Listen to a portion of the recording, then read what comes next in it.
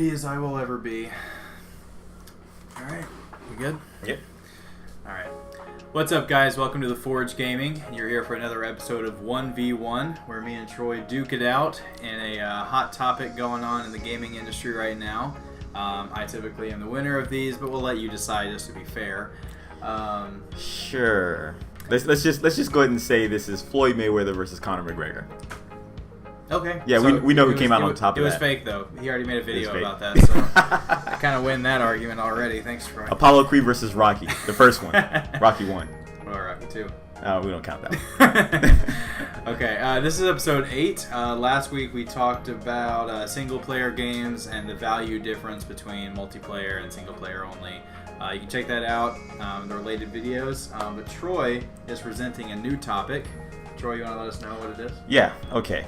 This is a good one. I like this one. This is going to be great. You spent only like an hour trying to figure out what the topic was going to be today. I had like a whole week to think about it and decided to wait until the last second. I do the same thing. But, so, the question is, topic is,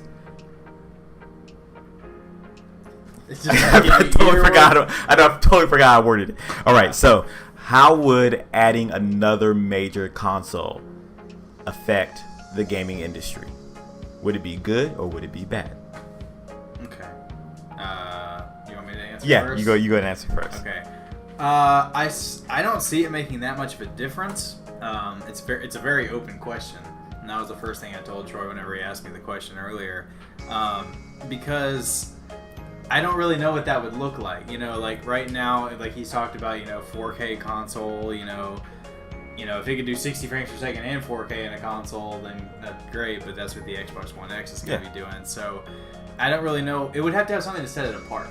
Like I mentioned earlier, the Nintendo Switch is significantly underpowered compared to the Xbox One and the PS4, but it has a lot of features and a lot of games that make it worth it, right?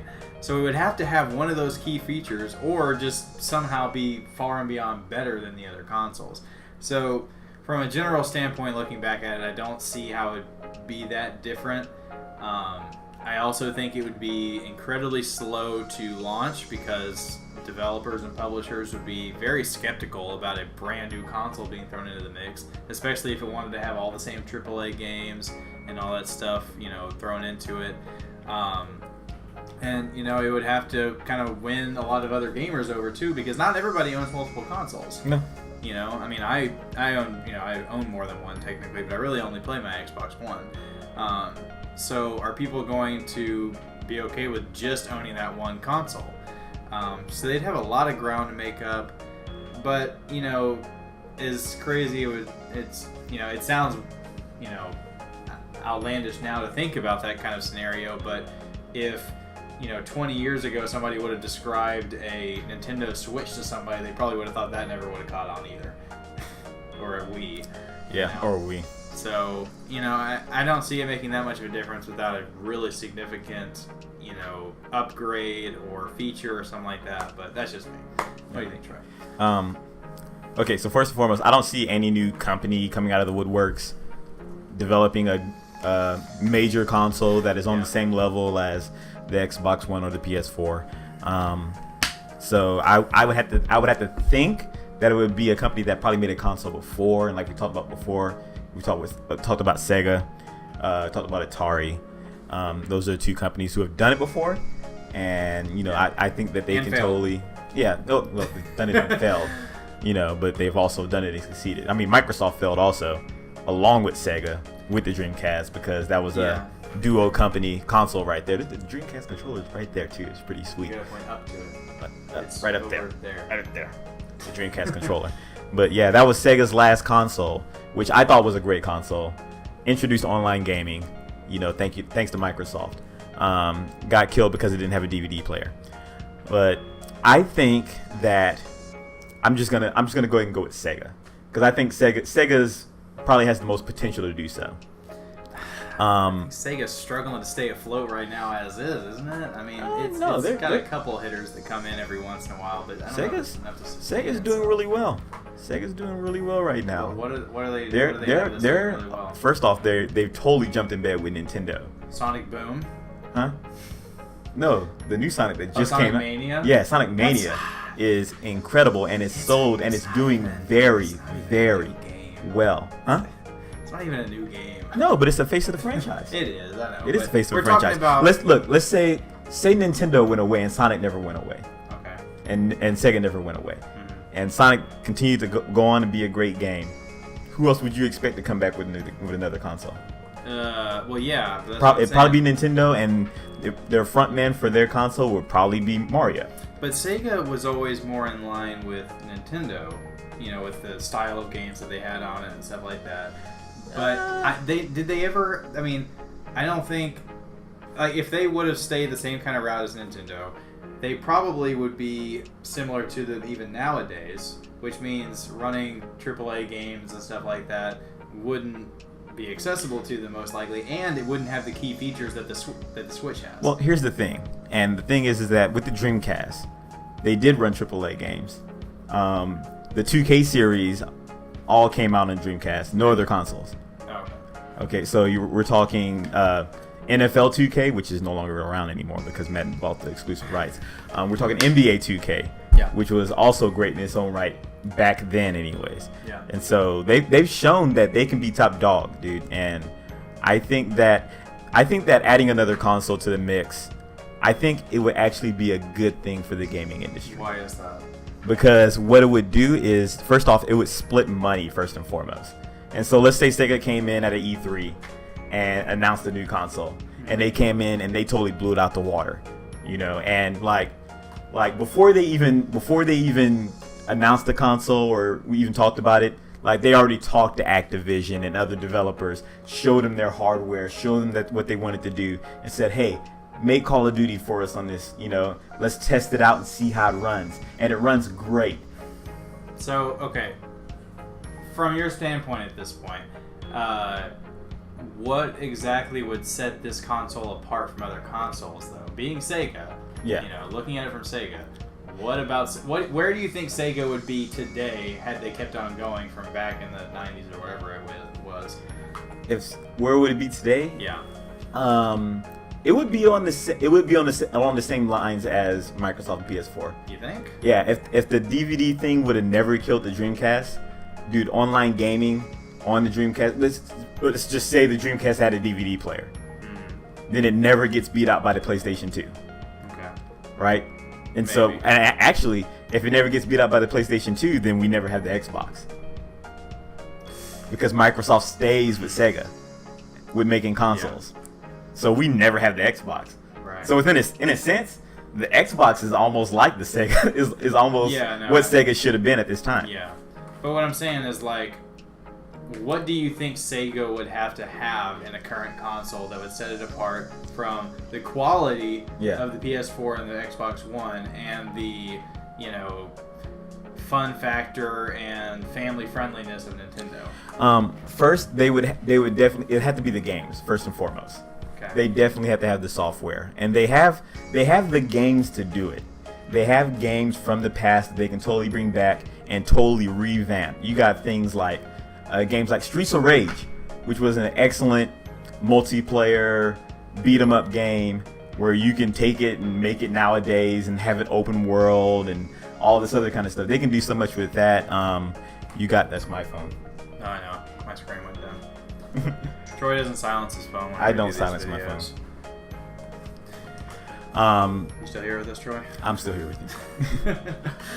But I also think the controller, that Sega, the Dreamcast controller, was an excellent controller. It was big, it was bulky, but it was the first controller to have a screen in it. And I remember playing. I think it's still the only screen, even now.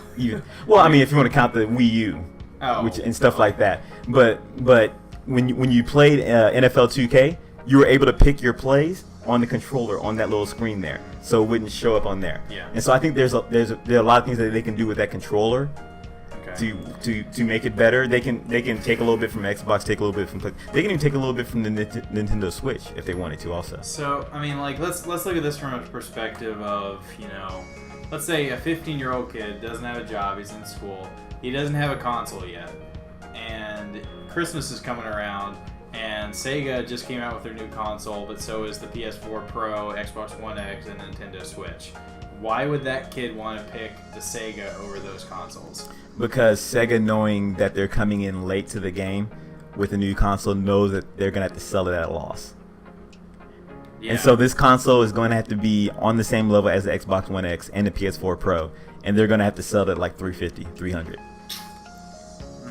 Could Sega afford a hit like that? They could, and they would make money. Regardless, they would make money. Yeah. You know, they would make money off of it, and there would be a profit, and it would be a slow climb.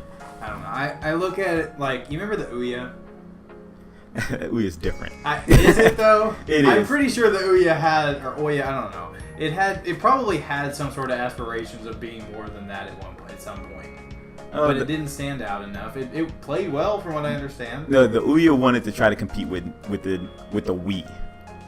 Okay, but still, and it wasn't even on that level. Like it was slow. The controller was terrible. The buttons stuck. What I'm saying is sometimes wouldn't come up. There has been other companies trying to make their way into the industry. Yeah, but it's incredibly hard to get into. Yeah, it's incredibly hard to get into if you don't have money, because the Ouya came out of nowhere and it was kickstarted first and foremost. Yeah. Like if you're trying to kickstart a console, like forget about it. Like that's not. I admire the ambition. I admire the ambition too. No, the Ouya was great for what it was. The Ouya mostly ran Android games and crap like that. Yeah. And it was also just straight hackable. Yeah. And you can just run all of the old Nintendo, Sega, Genesis games on it. And so, but I think first off, it would totally sell me. Well, yeah. I mean, you're a Sega fan. Well, I'm a Sega fan, but console that's on the same lines as the Xbox One X and the PS4 Pro, and it's selling at $300, $350 at a loss, and they also have AAA games, and they bring it at E3. Like they're gonna take away potential customers from Microsoft and Sony. I honestly think that Sony and Microsoft and Nintendo would probably laugh whenever they first hear that. You know, because first of all three of these consoles, in a broad spectrum, are doing all very well. Yeah, they're doing very well. And I don't see Sega coming around unless, like you said, unless they totally blow everybody away at E3 or Gamescom or whatever. They would have to just steal everybody away, which I don't see happening. It would. I honestly think they would have to have a killer exclusive right off the bat. That's the only way. I think they would definitely have to have a killer exclusive off the bat. It would have to be something along the lines of what was the game that we saw at E3? Anthem. It would have to be on that level. Oh, yeah, that's what I'm saying. It would have to kill it like that. Yeah, they had to have an exclusive like that would totally kill it. That's but what I'm saying. Also, what I think would help it sell would be, and we talked about this a little bit before, and it was going to be the subject, but it ended up not being the subject. Would be crossplay. We're gonna chase a rabbit here. No, look. It would so Microsoft and Sega have a relationship. Well, had a relationship with a console that they made that was pretty successful until the PlayStation 2 came out. And so Sega jumping into the game would have to try to play ball with one of the major dealers right now. I don't see Sony. They're not humble enough. Sony's not humble enough, but I think Microsoft is. Microsoft already wants it. Yeah, Microsoft wants it. And so if you add another console to the mix, and that console, that developer or publisher, whatever, is like, hey, we got this console coming out, and we want it to be cross-platform with Microsoft. We've already had the conversation with Microsoft. We talked with Phil Spencer. He's all in for it. Yeah. And so Call of Duty will be coming out for our console, and it would be cross-play with Microsoft. I feel like Sony could block that somehow with their branding rights they have for it. But in a general perspective, I can see what you're saying. I don't know if Sony could block that or not, because there are no. First off, we don't know, because Call of Duty and Destiny are only coming out on the AAA. Well, yeah, AAA on PS4 and Xbox and One PC. and PC, but PC is never going to be crossplay because it's BattleNet, whatever the freaking crap is called. What about Rocket League? Huh? But it's not Activision though. Oh, okay. I'm talking about the Activision aspect of it. But but we're talking crossplay. So you come in, you present this new console. It runs 4K, 60 frames a second, has one good killer app that it comes out with, and it's also bringing in other games from other AAA developers because it's already, shown that. And also it's willing to get in bed with Microsoft and do crossplay with all its games that are on both consoles. I don't think that would be enough. I think it needs either branding rights to a game or a killer exclusive, or it would die in the water. I just like, we're living in an age right now where the consoles are becoming so good that, like, what would have to happen right now for something to come out and be better than the Xbox One X for you? Like that already blew our minds. Oh yeah. For something to come and steal me away and say, oh yeah, I'm dropping Xbox altogether and I'm gonna move to Sega. The price totally didn't blow my mind. Well, no. For the X, you mean? For the X. Yeah. No, I know. I didn't get my hopes up. I was hoping 400. Nah, that'd be a major loss. I was hoping 400. I know it'd be a major loss, but they are behind. But I was hoping 400, maybe 450. 500. I was like, I'll do it. Yeah. I wasn't like, oh yes, but 350 for a console that runs the same way as the Xbox One X, same processor and everything. Not necessarily same processor, but on the same level as processors are concerned. Like, dude, that would totally sell me. That would you know what it would make me do? It would make me sell one of my Xbox Ones. I wish I lived in that world where I could sell one of my Xbox Ones to move on to another console. If I didn't already have an Xbox One, I would go ahead and buy the other console also. That's what I'm saying. Like, I would have the Xbox One to go along with that other console. I wouldn't drop one of my other consoles that I'm already playing right now. And another thing you really got to consider right now is that there's a lot of loyalty from players to particular consoles. Oh yeah. I'm one of them. Yeah. Like, I can say right now, PS4 or PlayStation could come out with a console right now that's twice as good as the Xbox One X, and I still would not leave Microsoft behind to go to it because if we came out with a console that was twice as powerful as the Xbox No, One but I'm just saying, like, I'm an Xbox guy, and we talked about exclusives and stuff. I buy my consoles. I pick my consoles based off of the exclusives, the software, the indie game thing like 360 had. Like, those are things that sell me. Power, it's a factor, of course, and I like to have it, but I'm more of a content person whenever it comes to me actually buying a console. Yeah. I mean, for me, it's been more about who are my friends. Yeah, that too. And I've had a lot of friends actually switch over to PlayStation 4. Not more than that are still on Xbox One, still on Xbox, but and I've also gained new friends on PlayStation. And so with the games that I do play on PlayStation, I have friends that I play with there. But I mean, yeah, there's loyalty, and then there's the new buyers. Yeah. Because every year you're getting guys and kids and men and women or whatever that are turning 18, turning 19, turning 20, never bought a console before. Kid that's 15, 16, 17, whose moms and parents are like, hey, I'm going to get you this one because it's $200 cheaper. Yeah. If this console were to come out at all and have any sort of chance, not only would it have to, like I said, have either branding rights or a killer exclusive, it would also have to come out like right around holiday times. Oh yeah. Like come out in November, maybe October, heck, beginning of December, and then just make it, one of the, branded best consoles out there, and then say, oh yeah, it's available for Christmas. Yeah. So. I think. Overall, just to answer the question, I think that it would be great for gaming, for the industry. I think Microsoft and Sony and Nintendo, they need more competition. And I also think that they need to come together. And I think this would be one of the things that would force the gaming community to actually come together. That's a long shot. No, Madden has long shot. I know, you've been playing it all day. You're going to make a reference to it. It's a long shot, but you know what? I would like it. Yeah, no, I would. If I had the money, I would love for I would totally do it.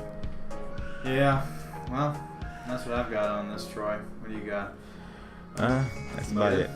Yeah, I mean, my son is yelling in the background right now. Yeah, we're good. We probably can't hear it. So, for those of you who didn't know, we live in Houston, Texas, and if you've watched any sort of news recently, we have been under a massive, or under a massive hurricane and then tropical storm Harvey since Friday.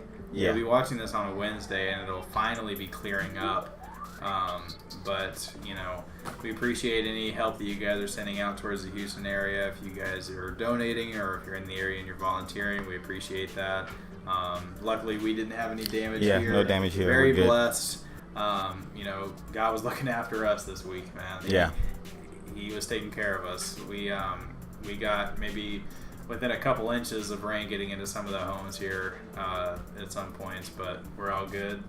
So just wanted to put that out there. But Troy, take us away. Yeah. Guys, if you like the video, hit that like button. Make sure you subscribe for more content. Also, if you comment about the subject line in the comment section, you will be qualified to win a package of gaming fuel, which is Mountain Dew Doritos, that we will send to you. So you guys hit up in the comment section, let us know what your opinions are on the topic, and we will see you guys online. Take it easy, guys.